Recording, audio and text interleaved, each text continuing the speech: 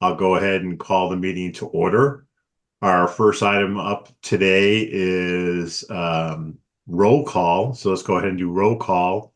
Stephen, take it away. All right. And we'll go as usual in order of jurisdiction through the members, and then we'll cover our non-voting members last.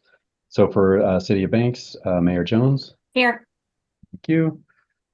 I understand we won't have a representative from the City of Beaverton today. So for Cornelius, Mayor Delane, we saw. Hello. I don't believe we have a City of Durham rep with us today.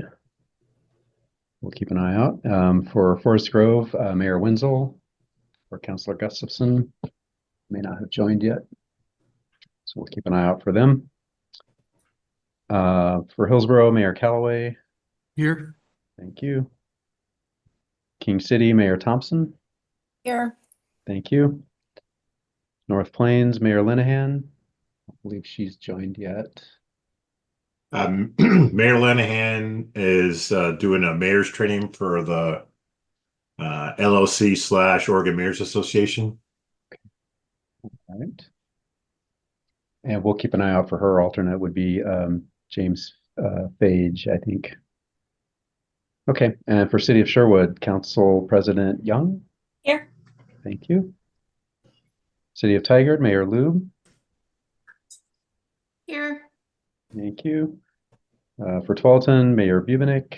Present. Thank you. For City of Wilsonville, I know we're expecting Councilor Dunwell in place of Mayor Fitzgerald, but I don't know that she's joined yet, so we'll keep an eye out for her as well. And for Washington County, Commissioner Fai. Thank you. For our non-voting representatives, we have Councilor Rosenthal for Metro. Thank you for joining. Present. For ODOT, we have Neelam standing in. Thanks for being here. Port of Portland, I'd like to welcome our new Port of Portland representative, Dan Eisenbeis. Here. Thank you. Thank you, Dan. And for TriMet, I don't believe we have our TriMet rep on board, but we'll be watching for either Tara O'Brien or John Serra. And that's all. Councilor Dunwell's here now. Oh, Yes. great. Councilor Dunwell is here. Thank you, Councilor. Okay. All right. Thank you, Chair. All right. Thank you, Stephen. Next up is public comments. Do we have anyone signed up for public comment? We did not receive any requests prior to the meeting, but if there's anyone in the audience that wants to make a comment, you can use the raise hand feature now. Give just a minute here. I'm not seeing anyone raising their hand. All right, that'll move us to item number 3, action items. Item 3A is consideration of the Washington County Coordinating Committee meeting summary for October 14th, 2024. Hopefully everyone had a chance to read them over. Any changes needed in the minutes? I'm not seeing any hands up. Do we have a motion to approve? So moved. Second. Oh, Heidi can have it. I have a motion and a second to approve the meeting minutes of October 14, 2024. Any discussion on the motions? All those in favor say aye, raise your hands. Aye. Aye. Those opposed? And I'm going to abstain since I wasn't there. All right. Item 3B, JPACT City Representative Nominations and Action. This is an item for Mayor Callaway. The floor is yours. All right. Thank you very much, Chair. And so as I finish my time as mayor, it will be time then to elect a new JPACT representative for the metro cities of Washington County. And so so for questions and things, we do have metro staff who's available and are watching to answer questions. And thank you to Stephen, for forwarding an email with some of the background.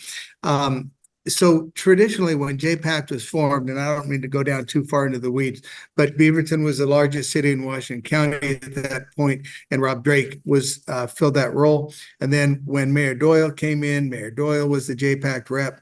I have been it since then, but there is no reason that it needs to stay with or be the largest city filling that role. And to make that clear, if there was an image or that came out in the email, and highlighted the member and alternate will be from different jurisdictions, one of which will be from the city of the largest population, if that city's population constitutes the majority of the population of all cities represented for that county. That's pretty much a Portland carve out for Multnomah County. There's no city in Washington County that has more than half the population. So that means that everybody is eligible, any city is eligible to have their representative fill the JPACT role. And again, the responsibilities of that, in addition to, just going to the meetings, is to represent the interests of Washington County cities before Metro related to transportation. So, any questions on that so far? Okay, so as the largest city in Washington County, I am the one who is supposed to, call, basically for this to occur. We have traditionally always done it at WCCC meetings because we're already getting together. So that's why we do it at WCCC. And so we have updated our bylaws, our WCCC bylaws, so that it is, so that the vote, will be a roll call vote, and as opposed to email, which is how it used to be. Now, Metro's bylaws for JPACT say that it's supposed to be a vote by mail, but their attorney has said that however we want to bring the name forward is fine. So we will do it just, with a nomination, a second. If there's more than one person, then we will vote by roll call to, I guess, identify or to state our choice. Then after that is done, we will vote on a new alternate if our current alternate is chosen to be the rep. So, any questions up to this point? And I, not just from electeds and voting members, but also Stephen, is that clear as mud? Yes, sir. Thank you. And I just wanted to make a note too. I do have the JPACT bylaws up on my screen. If you'd like for me to share at any point, I'm happy to do that too. Sure. Why don't we do that? Just because I think it's helpful with maybe some newer folks here at WCCC. Also, should I, my term as mayor finishes in January, so I could have stayed on into January and then, resigned on January 7th, and then the alternate automatically fills. But we just wanted to make sure that we went into the full, the full term, with the newly elected rep and potentially newly elected alternate. So, with that, Stephen, any more discussion, any questions? And I can't see all the faces. Yeah. And I apologize. I just want to confirm I'm actually sharing the correct screen. You're looking at some appointment of members and alternates. Okay. Yep. I don't have the normal box around my screen. Okay. Just want to make sure. Okay. All right. So if I'm there not seeing any questions, then I will open the floor from voting member cities for a representative to JPACT from Washington County. Is there any chair or nomination? vice chair? Oh, sorry. For the primary or the alternate, Mayor Callaway? We're doing this for the primary first. Chair Bubenik, I nominate, or Mayor Callaway, I don't know who to address at this point, but I nominate Mayor Dillon from the city of Cornelius. Second. Okay. I second that. Right. Okay, very good. And he, our current alternate, any other nominations?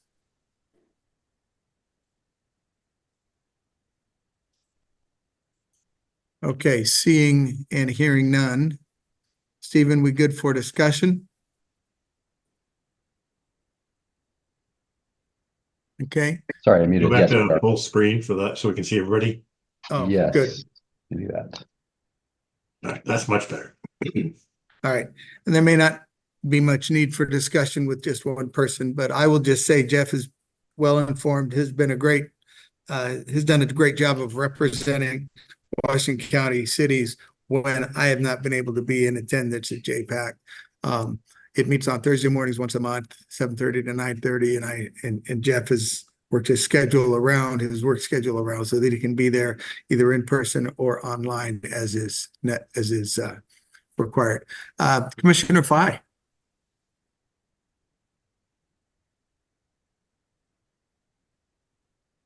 Can't hear you. Yeah, we can't. Yeah, I think you may need to move your microphone down, your mouth. No. Still nothing. Yeah. Well, I guess it's a good sign that Jeff's not running out of that room or running away. Although it looks like a padded cell to me. Yeah, it's Just gotta keep the it's lights on though. It's a phone Okay. conference. Yeah, I got to keep my arm waving so I keep the lights on in the phone booth here at in Hillsboro. We Yeah, can't still hear you, nothing, Commissioner Nafisa. Fai. So it was funny as you were reading that off, Steve. I do appreciate the nomination. I will serve if so elected, which it seems like it will be. You read off the names of the last reps, and I was like, "Yep, I was the alternate. Yep, I was the alternate. Yep, I was the." For all of them, going back to Rob Drake, I've been the alternate for the cities of Washington County. So Always the bridesmaid.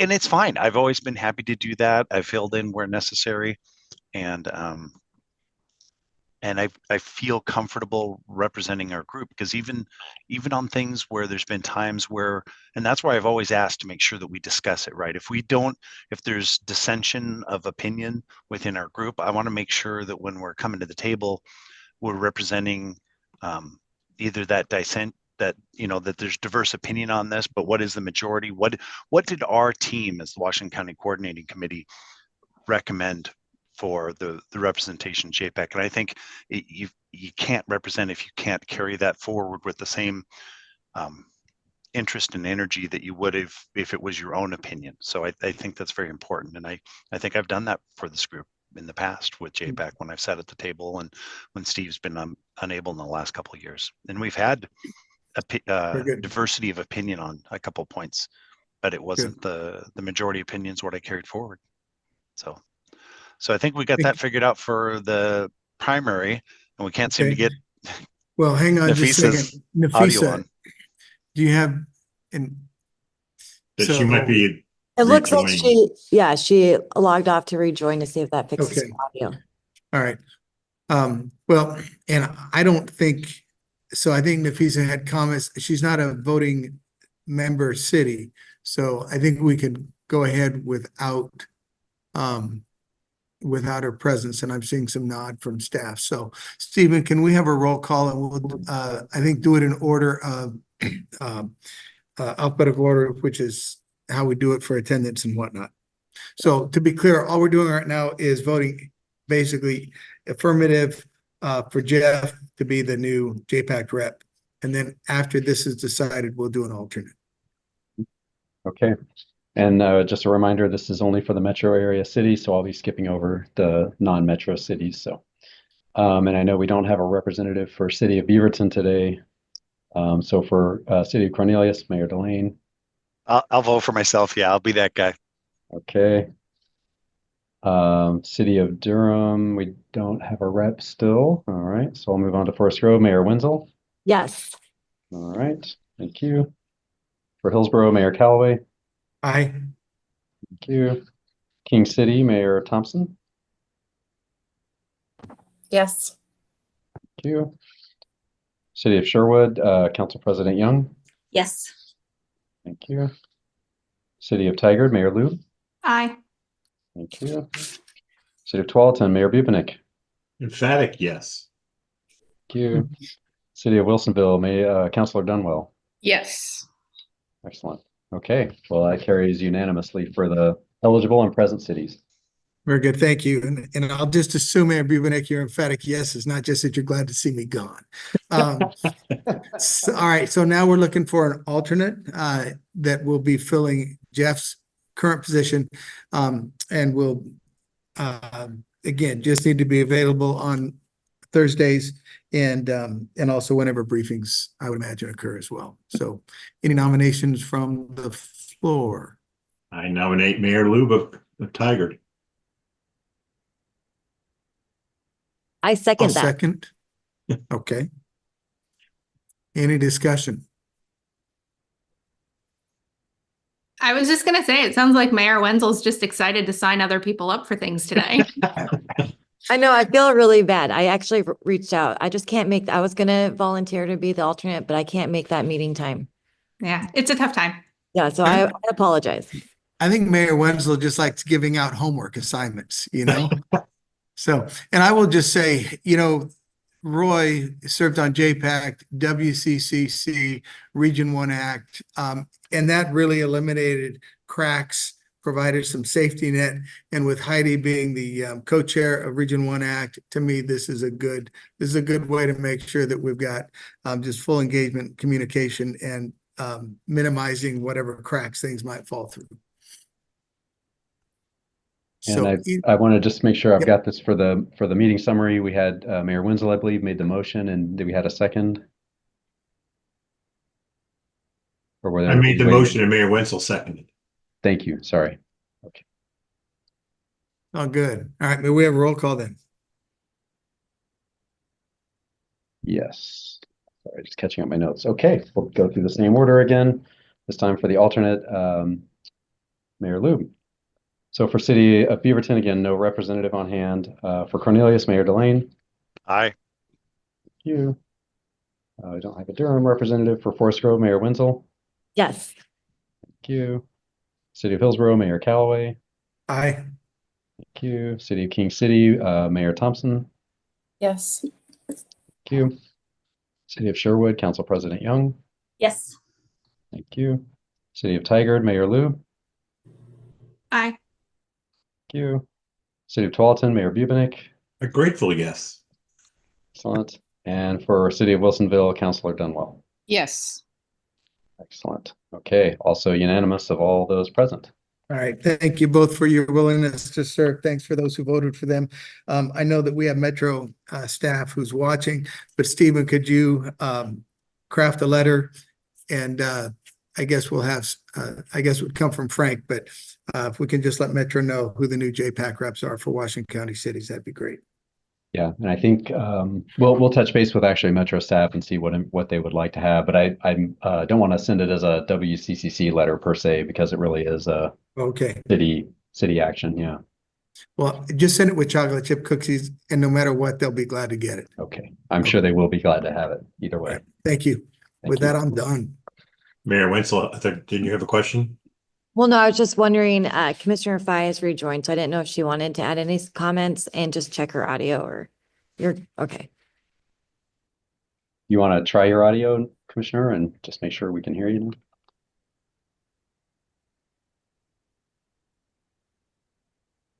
No. Nope. I think she's faking audio problems so I can get to do the JPACT update. Yeah, this is Chuck in IT. On her headset, there is a mute button next to where the microphone is. Sometimes that gets tapped and it doesn't show that the mic is muting on the computer. So you could try that. No, sorry. Doesn't Still look can't like it. hear. Okay, I thought that might be the problems. Yeah, thank you, Chuck. Appreciate that. All right. That brings us to item 3B. I'm sorry, 3C. MSTIP Opportunity Fund expenditure request. We have a fairly large request for multiple applications, and this will be presented by Diami. Thank you, Mayor.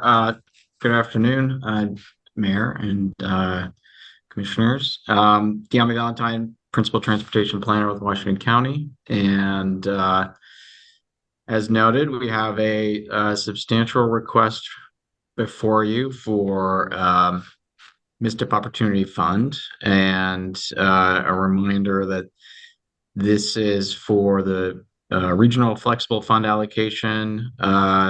The summaries of the requests are in your packet, but we do have, and if you've participated in previous rounds, we have typically had staff proposers present to the coordinating committee to provide you just a quick overview of what those proposals are. So we do have time on the agenda for that. But the total request for your consideration is 4.8 million approximately of Opportunity Fund. These funds would leverage up to over $100 million, and the grant request total is about 49 million from the Opportunity Fund. And just a little background on available opportunity for the Regional Flexible Funds program. This is for the Step 2 allocation, and Metro has an estimated 40 to 60 million available for this round for the region. So this is of the 9 proposals coming from Washington County, it's a fairly substantial portion of available funding. So we can anticipate not receiving all of the funding for Washington County. Typically, a successful round would be about a third for our region. Available funds for the Opportunity Fund is about 9.8 million. So this request would leave a remaining balance of approximately 5 million. And the WCCC TAC at its October 31st meeting recommended approval of all 9 requests. And with that, I will, if it's okay with the committee, have each proposer, each applicant, share a real brief overview, hopefully 3 minutes or so, of the applications.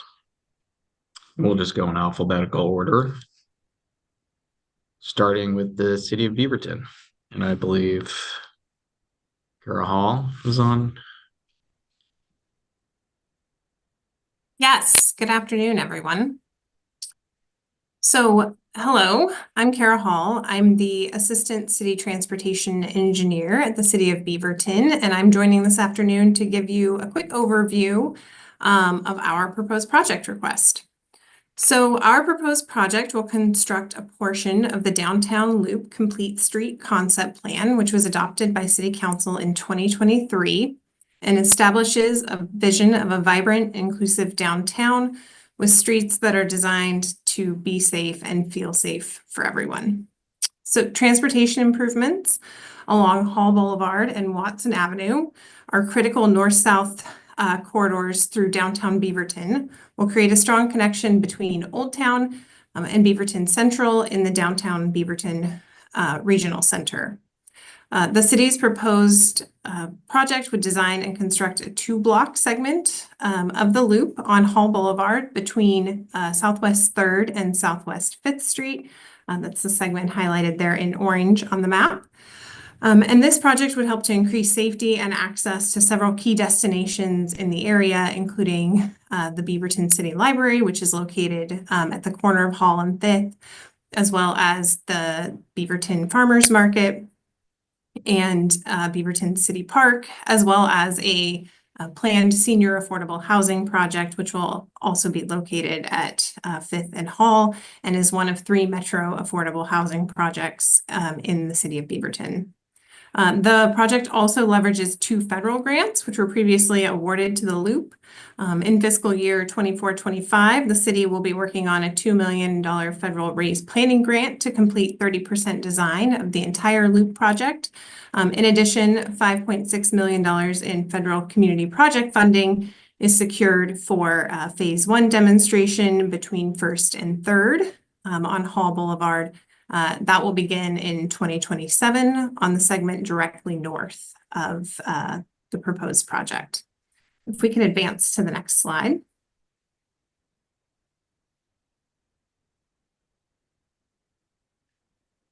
So here you can see a zoomed in image of the extents of the proposed project, as well as some of the key features that this project would construct. Those include a 7-foot wide cycle track on the east side of Hall Boulevard to create separation between cyclists and vehicles along the corridor, replacing the existing traffic signal at 5th and Hall, as well as the signal that controls the pedestrian crossing near the city library. Those would include signal upgrades as well as upgrades to meet ADA standards. This would also include crossing enhancements at the 5th and Hall intersection, as well as that existing pedestrian crossing, and relocating the transit stop, which is currently just south of 5th Street, to the far side of the intersection, and constructing a shared either bike ped or island style bus stop for line 76, which provides an important connection to Beaverton Transit Center.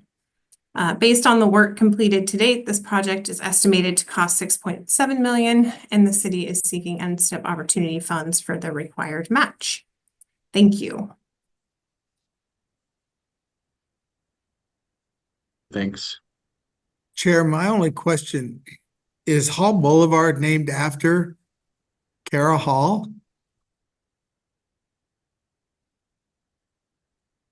I wish I could claim that to be true.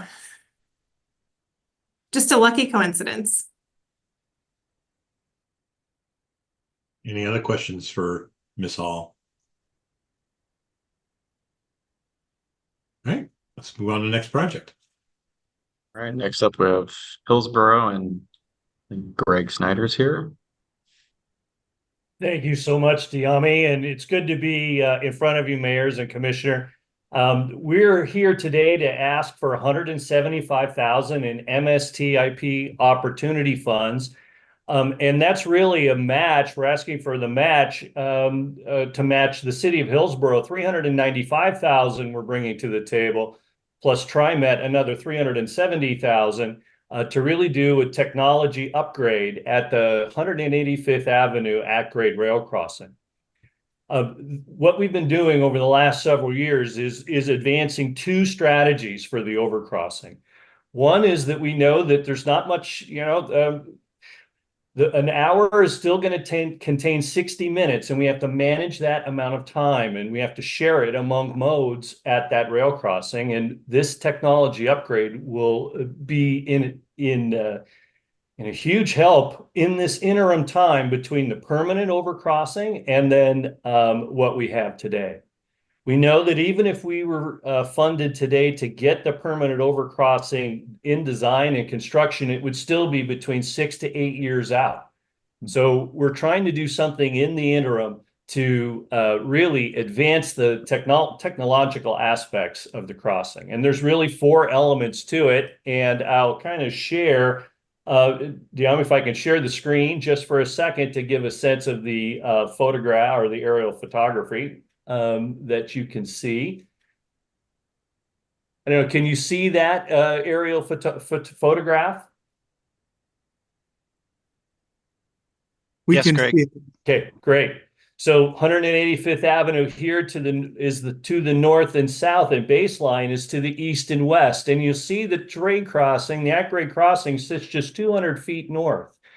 And so what we want to do is wire up all of the signaling system up and down this corridor, all the way from Walker, all the way down to the new apartments that are going in at the Panzer Nursery, down to the new Southwest Alderwood.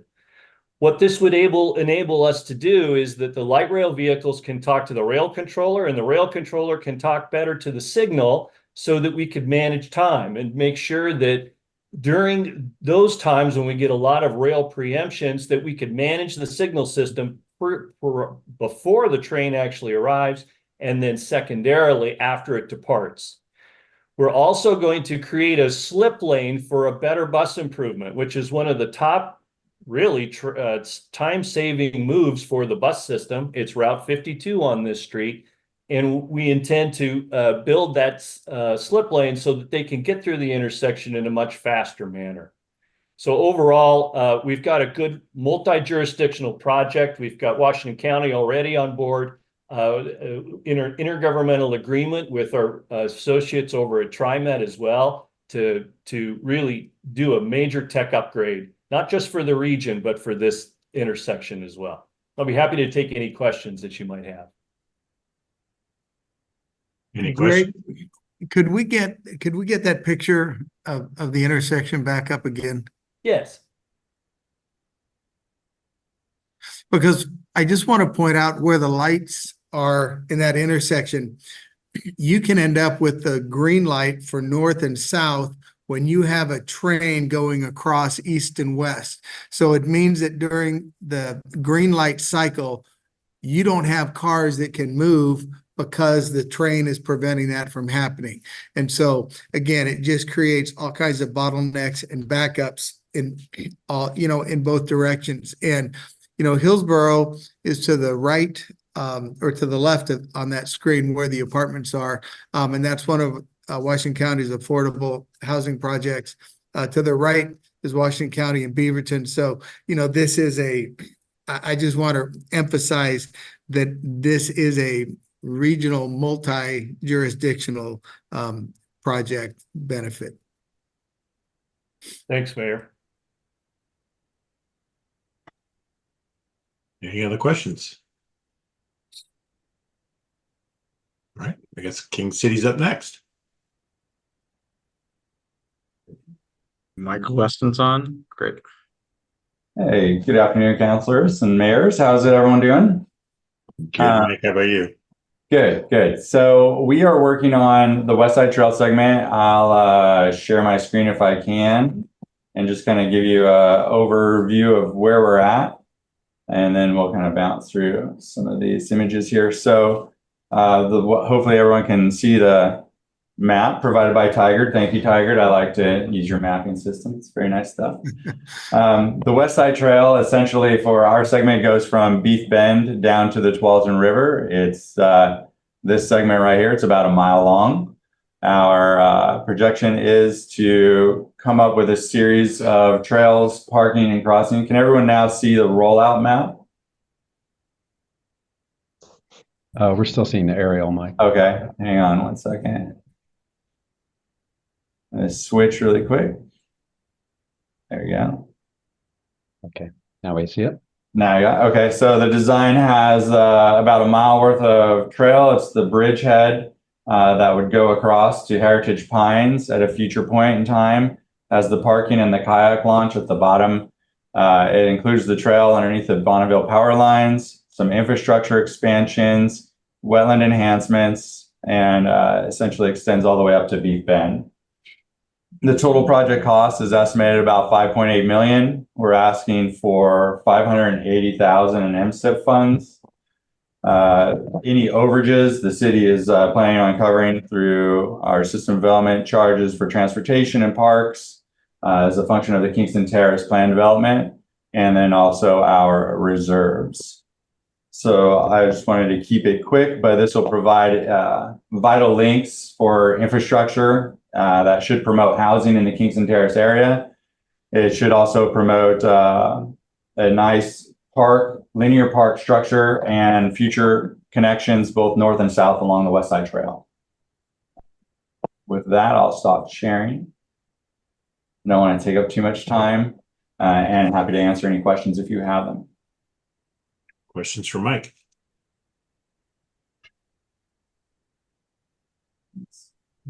Not seeing any. All right. Sherwood.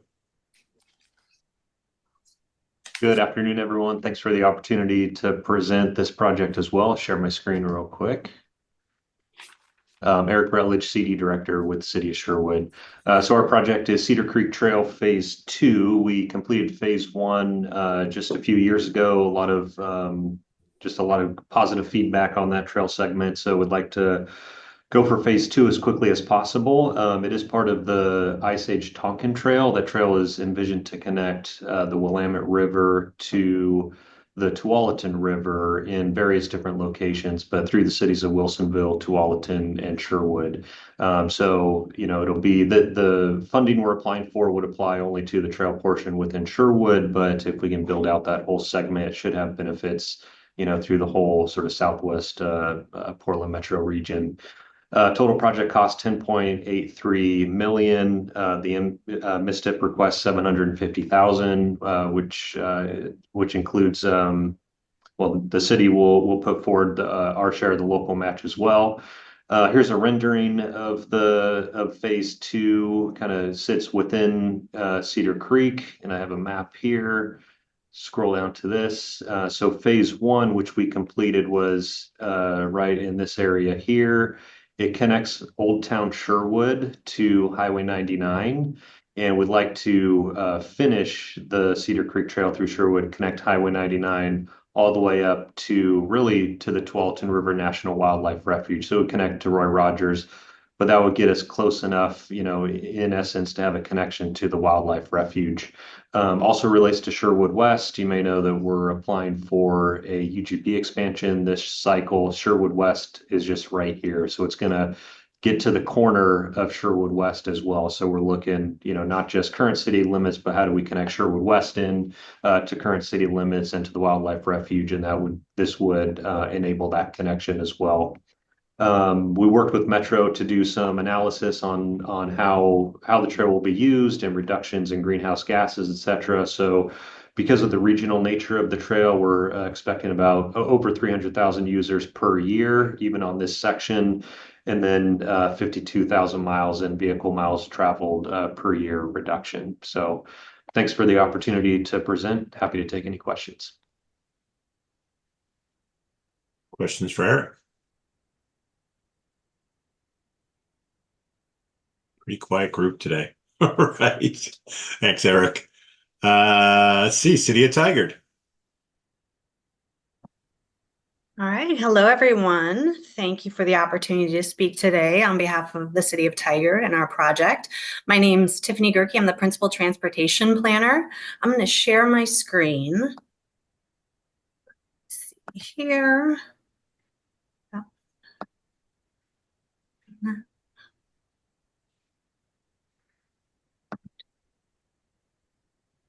Oh, you're seeing my notes page, I have a feeling. Let me select that. Sorry. Okay.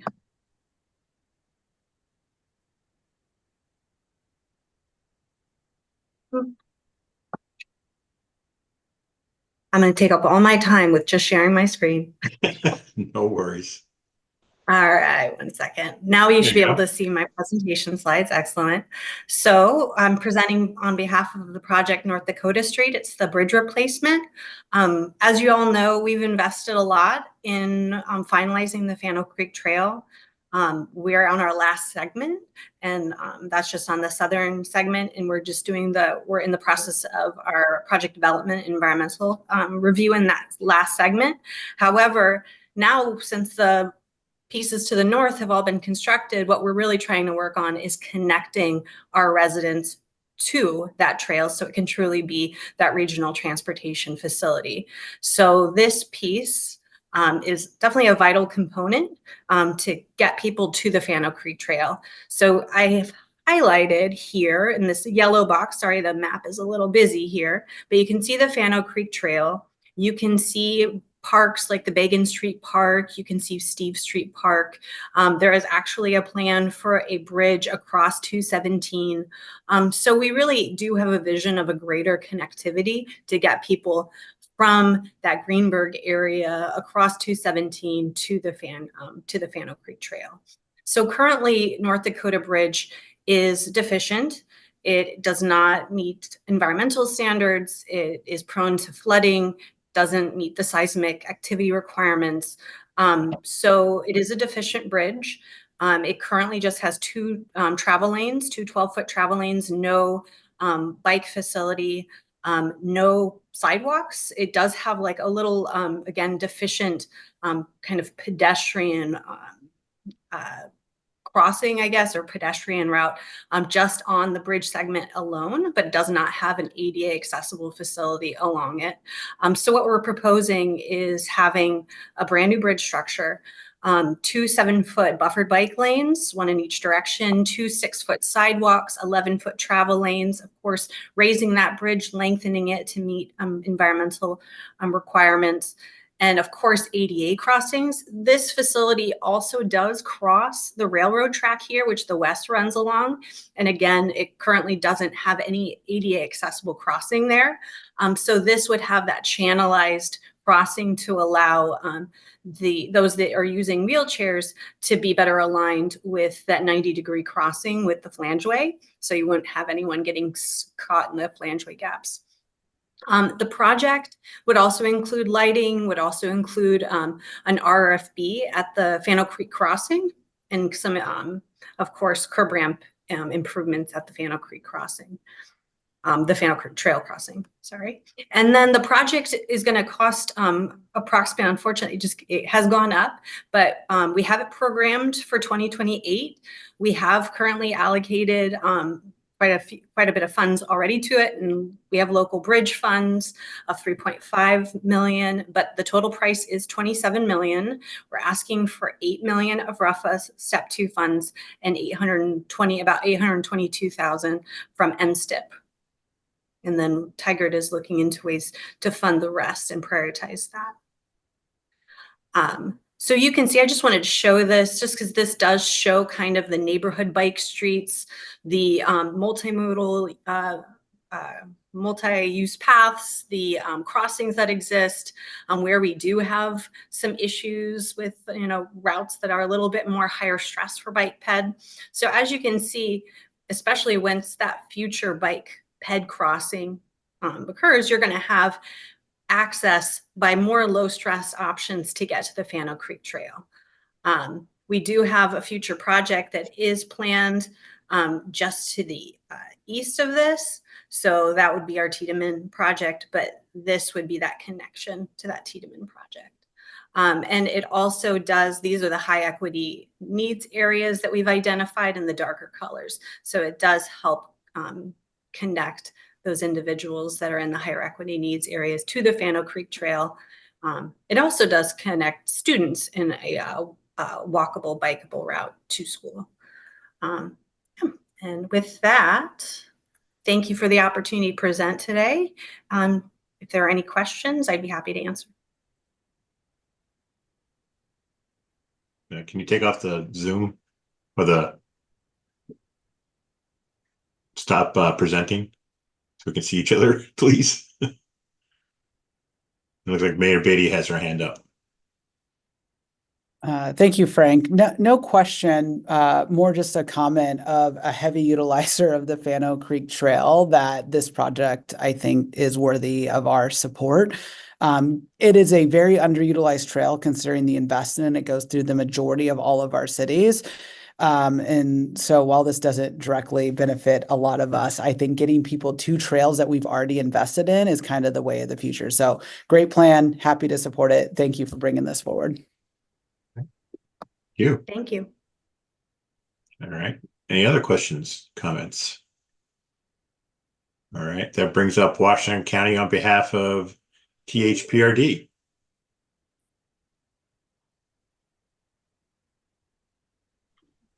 Good afternoon, mayors and commissioner. Really appreciate the opportunity to be with you today and present the West Side Trail Bridge project. Just gonna share my screen. All right. So in partnership with Washington County, THPRD is requesting $300,000 in MSTIP Opportunity Funds in combination with $386,000 from THPRD to support our $6 million RFFA application to help construct the West Side Trail Bridge, which you can see a rendering of here.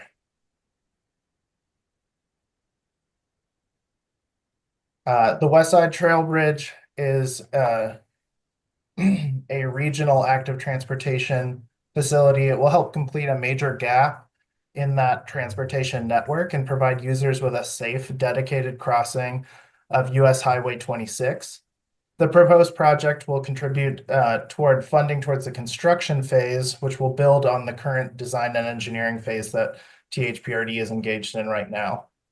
The West Side Trail Bridge is a key link in the 25-mile regional West Side Trail network and will connect neighborhoods, employment centers, commercial areas, schools, houses of worship, parks, and community centers together. And it'll provide pedestrians and cyclists with a safe, dedicated alternative to traveling on high volume and high accident corridors, such as Murray Boulevard, Cornell Road, 158th Avenue, and Bethany Boulevard. The funding for this project will construct a 12-foot wide path with 2-foot shoulders conforming to THPRD's regional trail standard. And we have been working on refining our cost estimate. We anticipate our recent work with the Kittleson and Associates has this project at just around $30 million. So as you can see, $6 million isn't going to get us all the way there, but we have a plan to fund the rest of the construction. THPRD, and with the WCCC support, submitted a ATIP, $10 million ATIP application earlier this year. We also plan to seek a RAISE grant and Oregon Community Paths funding, and we have dedicated $7 million from our System Development Charge Fund to help pursue those grants and also to fund any funding gaps that arise. So with that, I would be happy to take any questions and appreciate the opportunity to be with you today. Questions for Peter?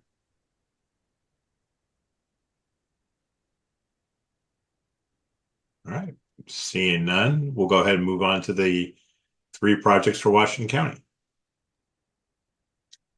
Great, thanks. Yeah, we have 3 projects, and we have Reza Farhudi and CJ Doxey here to present on those. All right. Good afternoon, everyone. My name is Reza Farhudi. I'm a transportation planner of Washington County. I'm here to present on 2 of the 3 RFA applications. Next slide. So the first one is our Cedar Mill Better Bus and Access to Transit Enhancements. This is a project that was developed through the Better Bus program in conjunction with Metro and TriMet. It's focusing on transit priority improvements for both lines 48 and line 62 through the Cedar Mill Town Center. It's a very congested area, as some of you might know, and we're looking at making several bus speed and reliability improvements along the Cornell Road corridor to address those delays.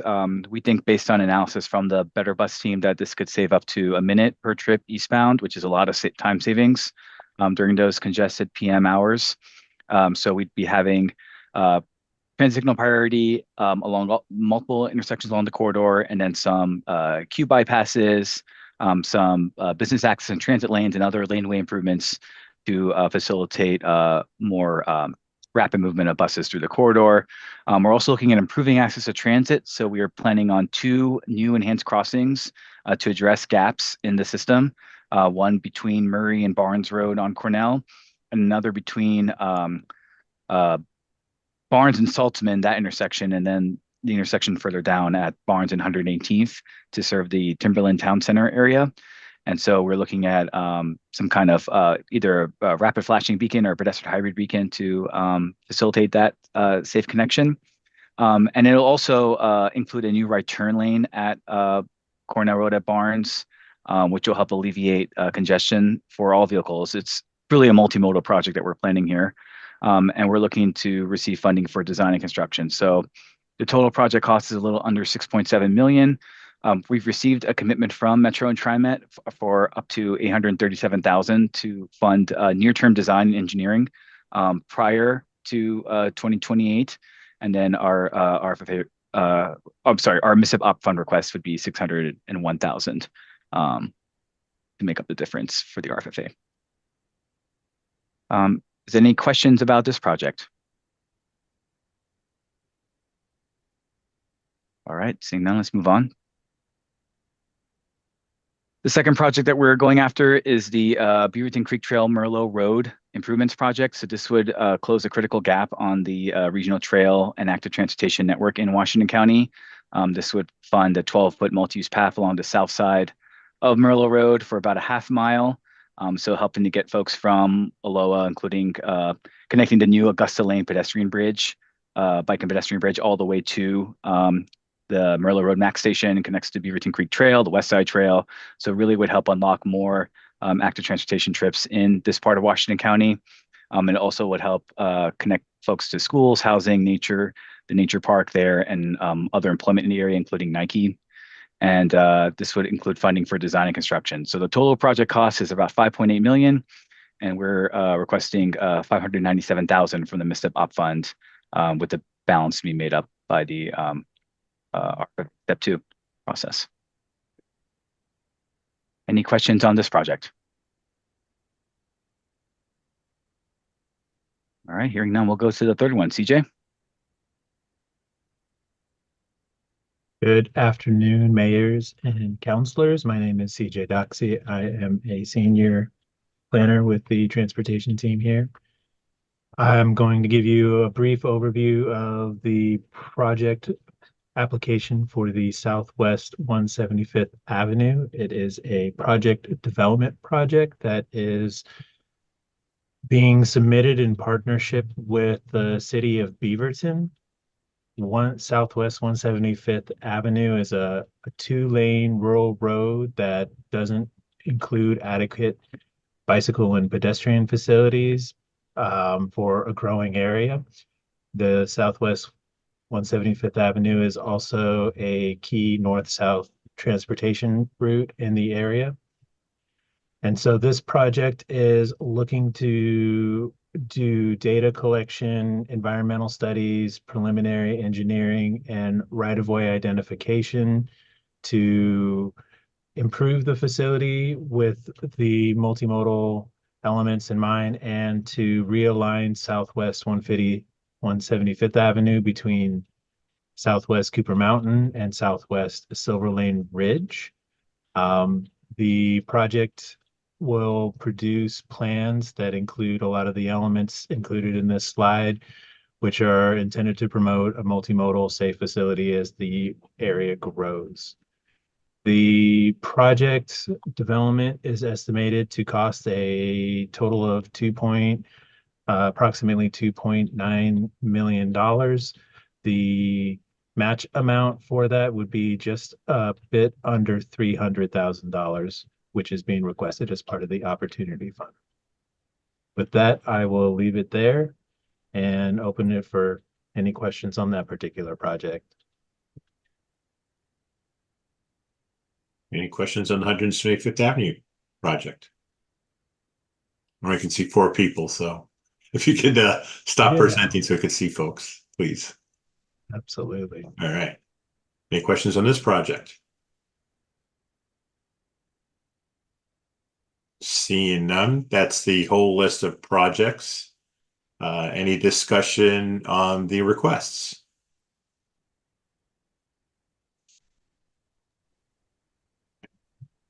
I just had a quick question. Go ahead. I had a quick question, and sorry if I don't know. I don't attend these meetings, but in the on the agenda, it says a request of 5.135 million, but I'm understanding the packet is 4.8 million. Is there a difference that I'm not seeing somewhere?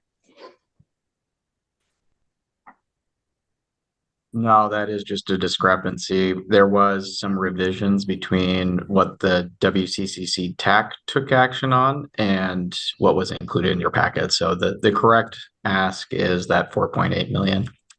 Right. Thanks. Any other questions? Any discussion? Would someone like to move to approve the requests? Oh, Mayor Beatty, your hand popped up. Sorry, I kind of be late in the game here, and I may be a little bit unusual since I'm the mayor of Beaverton and THPRD has a request on here. But somebody that has been deeply involved in the federal process, I think there's a little bit of holes in their plan. Just to say they're applying for a raised planning grant or construction grant is someone that's been in a raised planning grant, who's done a lot of competing, that are experts in transportation. Is this really what this organization, like, they don't seem far enough along in the process to me and have not made some critical investments. And just to say that he has a plan to, or they have a plan to fund it, I just want us to think critical. This is taking a lot of resources out of other transportation projects, and maybe staff can help me understand why the TAC brought this forward when there seems to be some glaring misses in this proposal to me.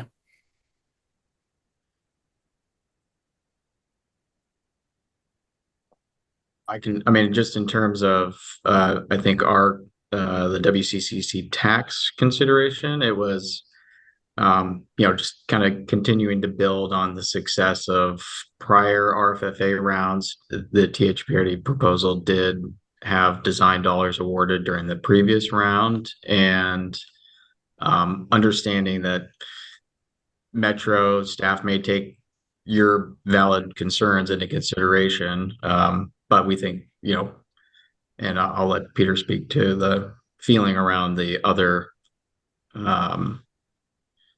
funding requests, but we think that there's still value in including this in the kind of package of proposals from Washington County. Yeah, thanks, Diami. This project is one it's a big ask, and it's going to require resources that are sort of beyond what THPRD has capacity to fund with our SDC resources. So we are looking for regional partnership on that, and we do feel like this project provides some regionally significant benefits in realizing the West Side Trails master plan's vision from 2014. To speak to the funding plan, we are seeking those other grants that I mentioned, and we have been working closely with ODOT as well to just understand that process and make sure that we are setting ourselves up for success in the federal project delivery process. We do have some experience with federal projects. We're currently working on the Beaverton Creek Trail project from the West Side Trail over to Southwest Hawken, and that is federally funded and is going to be delivered by ODOT. So we have some experience sort of seeing how those projects move through that process, and we're expecting some really close coordination and work with ODOT moving forward in order to deliver the project.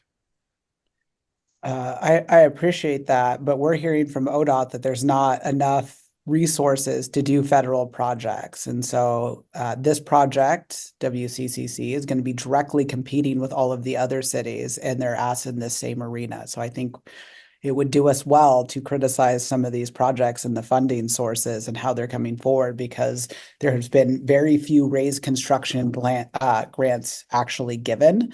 And so what happens if we approve this money and they fail to get a raised construction grant?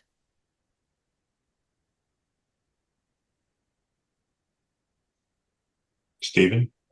Yeah, thank you, Mayor. Mayor Beatty, I think these are good questions. We in Washington County were successful in receiving a raised construction grant for the Council Creek Trail, and we're in the midst of delivering that project now. We didn't receive all of the federal funding that we requested, and so we came back and were able to secure some additional funding with the help of Metro through regional flexible funds to make that project whole. And that did require a pretty substantial commitment of local funding from both the county and several of the cities along the corridor there. And so I think, and the other point I was just going to add was that the board, when they adopted the MSTIP 3F, we made a pretty significant increase in the size and scope of the Opportunity Fund, just given the fact that we knew there were some pretty significant projects that were likely to be ripe during this funding cycle. So we went from $7.5 million for the last 5-year period up to $13 million for the current 5-year period. So this plan doesn't have the benefit. This is unincorporated Washington County that this bridge is. I think sometimes people are confused around the city boundaries. Is the county prepared to help them make this lift? Because they're not going to have others. This isn't like the other project. There's no cities here. This goes over an ODOT into unincorporated Washington County. This is a Bethany Bridge. And so I want to make sure that they have a partner that's going to help them make the lift. And I hear you suggesting, I don't want to mischaracterize it here, that the county is going to help them kind of accomplish this. I think we're in a position to be able to support them in doing that. We are federally certified recently. So we're delivering the Council Creek project as sort of our first trial project, if you will, doing a federally funded project with ODOT's assistance. Great. I'm glad the Board of Commissioners are on this project. If you and the Board of Commissioners are on it, I have no reason to oppose it, but not having a city help them make this lift, I think is going to make it more challenging. All right. Thank you, Mayor Beatty. Any other discussion?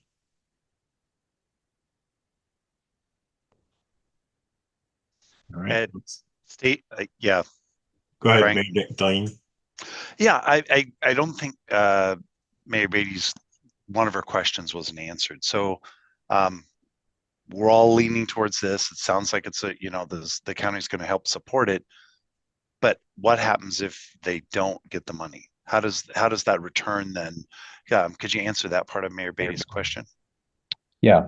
So any funds that aren't awarded in this round would just simply go back into the pot of funds that would be available for other projects in the future.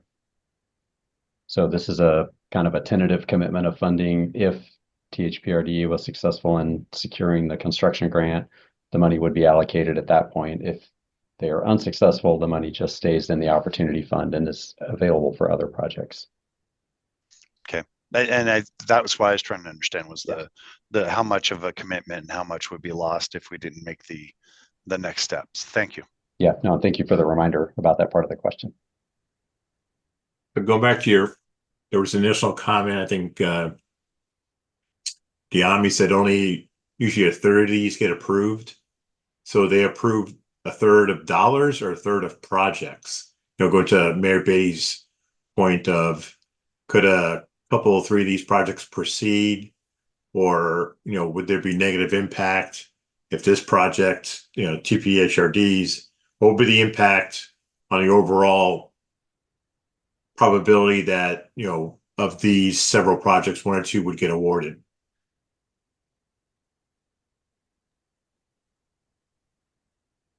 Oh, Stephen, you're muted. Oh, yeah, I was just going to say I'll look to Diami to help answer that one. Yeah, I mean, I think this is part of the conversation. We'll have an opportunity actually at your April or May meeting to discuss priorities, if the committee wants to express priorities to help inform the decision on what projects actually end up getting funded. But typically, if we're successful in the total amount of funds being awarded to Washington County in the range of around a third, that would be, a reasonable and kind of a successful round for us. So it would be pie in the sky. Washington County would get a third of the 4.8 million. And then it's up to Washington County how to allocate that 4.8 million. Oh no, sorry. That's a third of the regional third flexible, of the 49 million. Sorry. Yeah, the regional flexible funds, which is 40 to 60 million for the region. So if we can get, between 15 and 20 million successfully awarded in RFFA funds, leveraging whatever 10.2, so 10.27%. It's a dollar amount, and then Washington County decides which of these projects get that money. It's not allocated. Okay, they comes back and says Beaverton, Hillsboro, and King City are approved, and that's it. It's a straight dollar amount. Yeah, I mean the request before you today is to essentially endorse all of the applicants to submit their proposals with the commitment that MSTIP Opportunity Funds would be available for the local match. And then later in the process for the step 2 actual project selection, we'll be, prioritizing which projects get funded through the regional flexible funds and therefore kind of obligating the MSTIP Opportunity Funds. Right. Right. So the committee's recommendation here is to support the projects with a commitment, like Deami's saying, of those opportunity funds. It's not an actual obligation of those funds at this point. It's the commitment to obligate in the future if the projects receive those grants that they're proposing. Right, and Did you add one more if we're in only there? get a third of the dollars, so it'd be it. Then we have to go, like we were just talking about, the prioritization process. Right. Other comments or questions? Yeah, Frank, I thought maybe Stephen could get one more if in that comment. If the if. Maybe. There you go. Thank you. Right. So do we want to move forward with a motion to move this forward and approve it?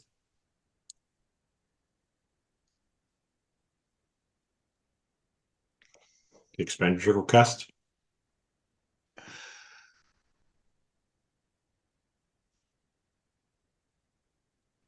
Boy, everybody's You guys are all silent. quiet here. Nobody's willing to step up and make the motion, huh?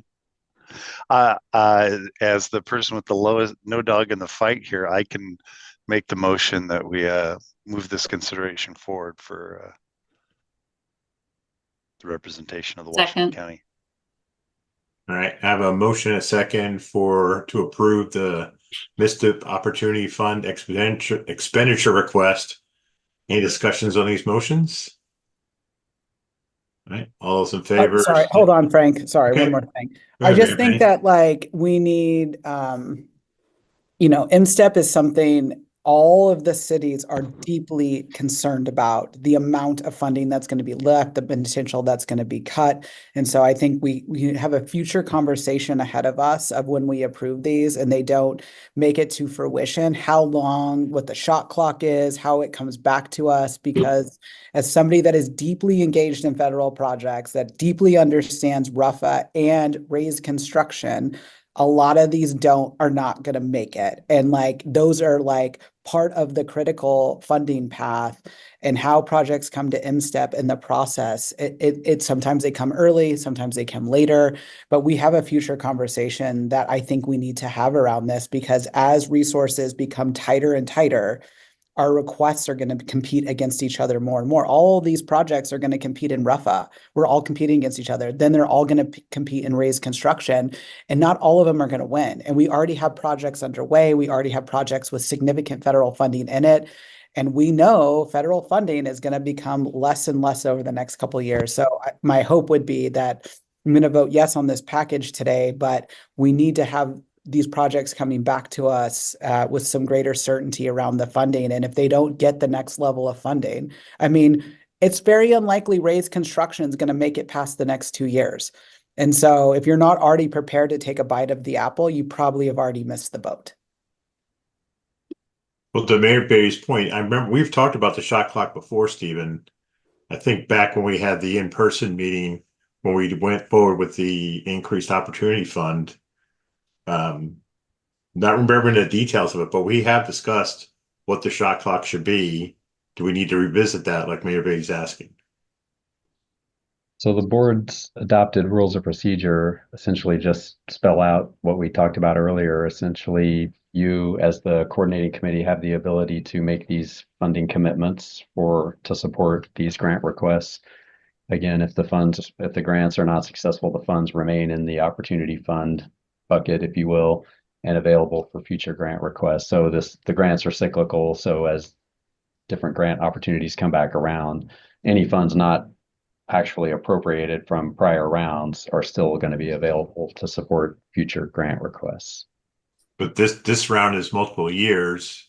As Mayor Bates saying, this round is 3-4 years long, 5 years long. If 2/3 of this money is not allocated, does that 2/3 of the money hang for 5 years? Yeah, to her point. Right. If someone is successful in receiving a grant, those funds would be essentially appropriated for that grant purpose, even though the project itself may be a multi-year project. Yes. Okay. And there is not a defined limit. If you don't spend in a certain number of years, you don't get to spend the funds. It's really tied back to the project timing. Okay, so the only opportunity fund money that be tied up is once the projects are prioritized for the amount given by the feds, the rest of it would be released. Correct. Right. And some of the local funds as well. Yeah. Mayor Callaway. Thank you, Chair. The other piece is then we also, once we've decided here locally, we need to make sure that we're, putting pressure and lobbying all of us for whatever goes forward from Washington County, because we're going to be competing against, cities obviously from Portland and, Multnomah and Washington County, Clackamas County. And, where we have had MSTIP dollars, it can look like our needs aren't as great. And yet it's only because we've been, we've taxed ourselves, we've been wise stewards of that money. So I just want to make sure that we continue to really advocate for ourselves hard once it goes beyond Washington County. Okay. Other discussion? All right, so I have a motion and second to approve the MSTIP Opportunity Fund expenditure request. Jeff's hand's back up. So was Mayor Beatty's recommendation a friendly amendment to ours that we need to put some time certain on the return to this discussion? I think Stephen suggested we don't have the ability to do that as the way I took his remarks, but I think with that kind of criteria in mind, we need to be a little bit more I think questioning the projects that come forward for their valid to come and say that our project is going to do all of these sources without some actual certainty around it. Like a raised construction grant is so rare. And all of these projects said that was their key to funding. And somebody got a raised planning grant that's in the pipeline for a raised construction grant. The amount of money and effort it takes to apply to these is astronomical. And so I'm just suggesting that I think we need to have some tighter scrutiny, because we're getting less and less resources together, and to allocate sometimes $100,000 to almost $1 million of MSTEP money to a project that is predicated on the ability to get a raised construction grant. If that doesn't happen, it's unfunded. We have moved that money away for a while. I mean, it could be 3 to 4 to 5 years before any of these cycles come to its completion. So it's like fake money as we approve it, because we're not in charge of it. But I'm worried about that with the new Trump administration. These projects are going to go away, and we have tied up so much of MSTEP money on projects that require federal funding that will likely not be there. And I have some of those projects in there. So I'm not saying everyone's perfect. I have, RUFA requests. We're going for a raised construction grant right now. That's why I know how challenging of a lift this is. Right. Other discussion? All right. So I'm going to go ahead and call for a vote. All those in favor of approving the MSTIP Opportunity Fund expenditure request, please say aye and raise your hands. Aye. Aye. Those opposed? Seeing none. Abstentions? The request is approved.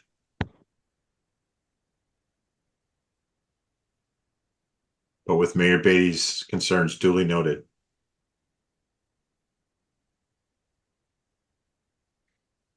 All right, that brings us to agenda item 4A, 2025 meeting topics. I think Mayor Beatty just put one. Suggested one that we might want to relook at this and discuss this in 2025. The process, the follow-up, who can do what, shot clocks. Maybe that's an item of discussion during 25. I would suggest based on Mayor Beatty's comments. So we'll have Mayor Beatty go first and then Mayor Callaway. I mean, I would like us to see maybe a work session around all of the projects that we've approved. Maybe we just go do a 2-year look back. Where are they? Where's the process? We approve. What's challenging, I find myself in this committee, is we're approving things not in a budget cycle that the rest of us are used to. So it's not like we're saying yes to this with a firm understanding that we're saying no to this. we don't know what we're saying no to in the future, but as MSTIP is becoming this very contentious piece of funding for us, and we need to have a better understanding of what have we committed, what has this committee supported in the past, and where are they in the process? And make, I would like to see that a 2-year look back personally. And knowing I have some of the projects in there, this is not like a criticism of other people. I'm in this mix too. Okay. Steve, you want to respond to that, or you want Callaway to go first?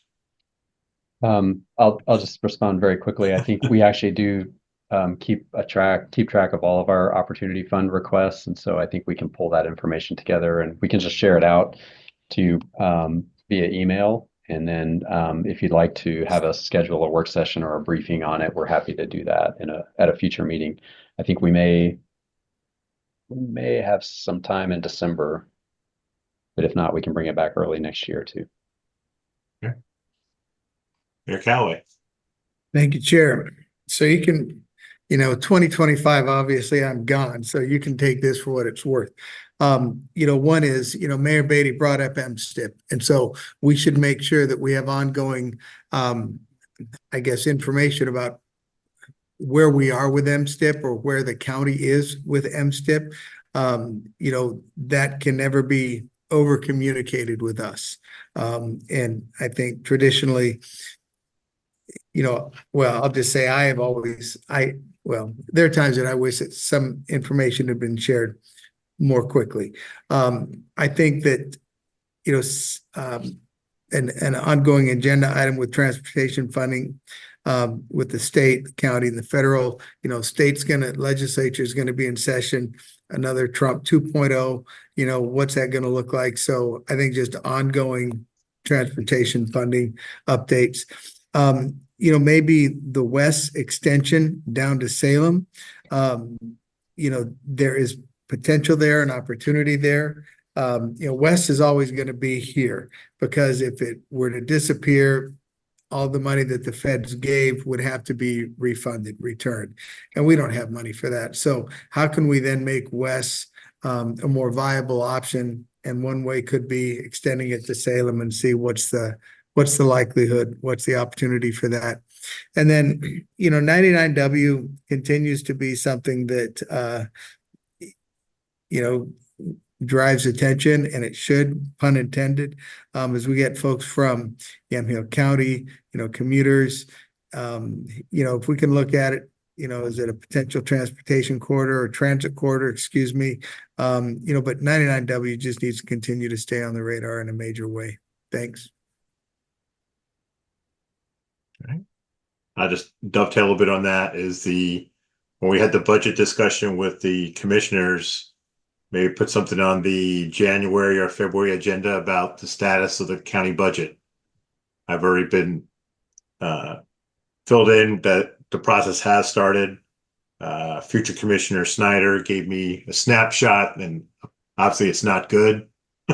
So let's start talking about January, February, about maybe some suggestions that we might pass on, get a status update, what the county's looking at, and then see how we can work together between January, February, and in the fiscal year. Mayor Delane. Hey, to a couple of points have been brought up. I think part of it is we're going to have a few new members on this group come January. Mm-hmm. So I think we need to look at our timing to help get that new group of mayors up to speed, right? I'm assuming it'll be the new mayors, right? Beach will be there, and they'll, several of the other mayors. So I think there's some time that we need to plan on getting all of us into the same page again, right? So I think there's the county budget point. My vote to Frank's point about the budget from the county, and then also to Steve's point about, okay, what commitments, Steven's point, what commitments have we made in the past? Who have benefited them?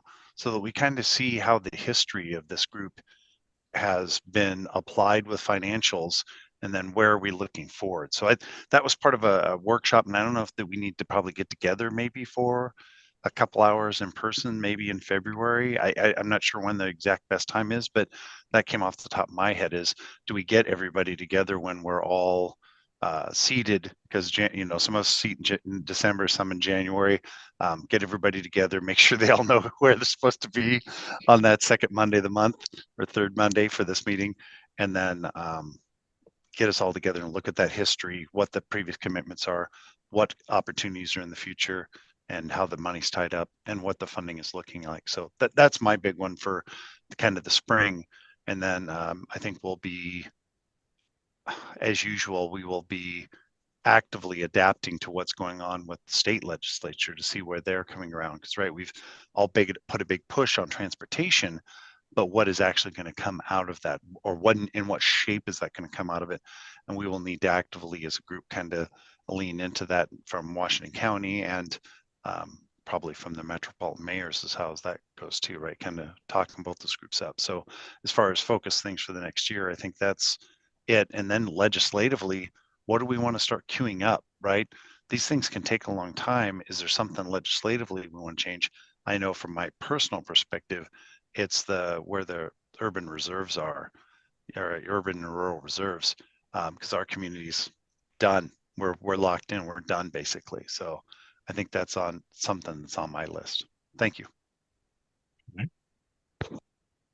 Just dovetailing off again that, Jeff, we're going to have 2 new mayors coming in that are from areas that were experiencing growth, UGB expansion, and the communities voted to reverse that or stall it. So we might be on our land use side, we might have a subject of discussion next year, especially if more UGB asks are out there or more land, cities want to expand. We're seeing more and more of these small communities push back on it. So we might want to have a discussion about that, why this is happening, where the state's going to be on this, especially like cities like North Plains where we thought it was solved. But going to Jeff's point, land use, we were supposed to be talking about that too a little bit. So let's keep that on the agenda. Yep. It's tied to transportation. Exactly.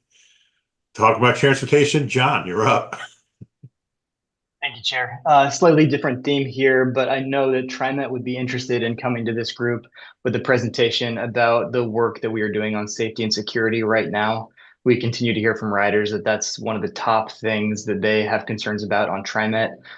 We are making an enormous investment on safety and security on our system right now, and would be interested just to get in front of this group to make sure you all have a good understanding about the scale of that investment and how we're working on it. So I know that's a little bit different than a lot of these funding conversations that are of really high priority for you all, but I'd love to get our Executive Director of Safety and Security in front of you at some point to give that presentation when you all are ready. Councilor Rosendahl, you had your hand up. Yeah, Mayor, thank you. I just wanted to mention, as you know, that the decision on expanding the urban growth boundary is going to be made in early December, quite probably. And my understanding is that conversations on that impact in particularly the southern corner and on transportation and on Highway 99 is going to continue to be made. The potential expansion of industrial lands has potentially significant longer-term impacts on Highway 99 as well as Tualatin, Sherwood Highway, and the city of Tualatin. So there's going to be some discussions of what changes that might make going forward, and that probably will be a discussion that'll happen in January, February, from my understanding. Follow-up for your counselor. The Metro's proposal for that they came to MMC about, the new garbage and recycling program, the bond. I know the comment period has been pushed out. When are you guys looking at to decide on that? And I'm just wondering, do we want to hear that? I know some of us have seen the presentation 2, 3 times, 4 times. We keep giving feedback to Metro about some things we don't like. So what's the planning time running for that? The planning time on the solid waste issue is probably late January, hopefully to allow some time for the RWAC to have at least some review and some comment period, although a lot of that comment has already been made. But I don't think it'll push back beyond early February. Okay. So might not be able to have time to get that on our agenda for next year. Other suggestions?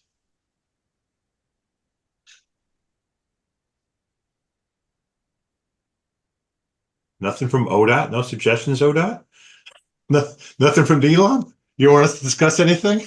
Well, you've mentioned my suggestions already on the finance piece and the legislative updates. We're going to be at TPAC and JPACT, of course, talking about our STIP process and STIP projects for the coming cycle, and then also updating on our legislative funding discussions. But we're also happy to come to WCCC as needed.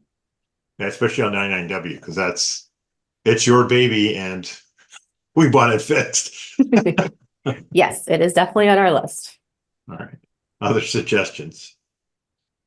I think what Neelam said was send money. As I was driving through Forest Grove today and it was slushing, I was thinking about, wow, it'd be really great if ODOT could have money to, blade things and get the roads clear on the highways. That'd be just great. Yeah. We appreciate the region's support so far on our message to the legislature of ops and maintenance funding. And I know all of our cities and our counties are in the same bucket of needing that support. So I think that message has been really wonderful to kind of echo throughout this area. All right. You got a few things, Stephen?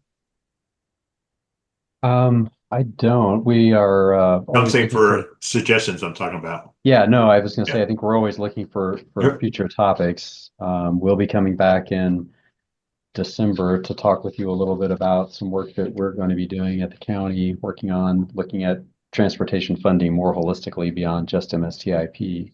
So we'll update you on that, on the work program for that activity coming up. And so I've got a bunch of notes here about potential briefings in the early part of next year around county budget and or MSTIP funding. At this point, I can share with you, I don't have good guidance for next year other than as we've forecasted and has been a part of our county budget message the last few years, we're going to be probably in a cut environment for the next several years. So. All right. That brings us to 4B, the JPACT agenda. Commissioner Fai and Mayor Callaway. I think I'm going to do that on behalf of Commissioner Fai and myself. So let's see.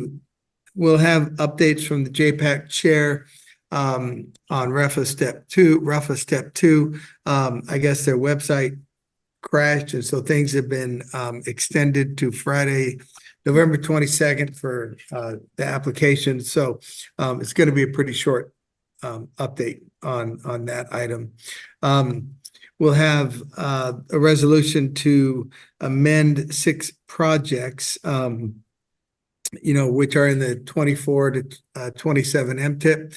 And these are just standard amendments, which we'll make in order to meet federal project delivery requirements. We'll also be having an action item, just taking a vote on regional transportation priorities and funding. Under information and discussion items, it's the phase 2 of the regional emergency transportation routes. What routes should be open first, next, and last in the event of a catastrophe. And then ongoing maintenance and capital investments to ensure top tier routes are more resilient and, getting the attention. And then our friends from Clackamas County will be giving us an update on the Sunrise Corridor visioning project. So any questions? Very good. Thank you. Thank you. Kim, did Tim pass anything on to you about MPAC? Just, he said last meeting they got an update on the SHS. That's all he gave me for today. All right, thanks. That brings us to item number 5, other business and agency updates. Please note the December meeting is rescheduled to December 11th from 1 to 3. So make sure your calendars are updated for that. Mayor Lube, do you have anything new and fresh from Region 1 Act? Our next meeting is in December, so nothing new to share. All right. Any other updates? We're a little early, which is kind of nice for a change. Any other updates from anyone who's here today? All right. With that, do I have a motion to adjourn today? So moved. Second. All right. So a motion second to adjourn our meeting today. Any motion, any discussions of the motions? All those in favor say aye. Aye. Aye. Looks like it's unanimous. Thank you everyone for joining today. Have a terrific day. Happy Thanksgiving. Happy Thanksgiving.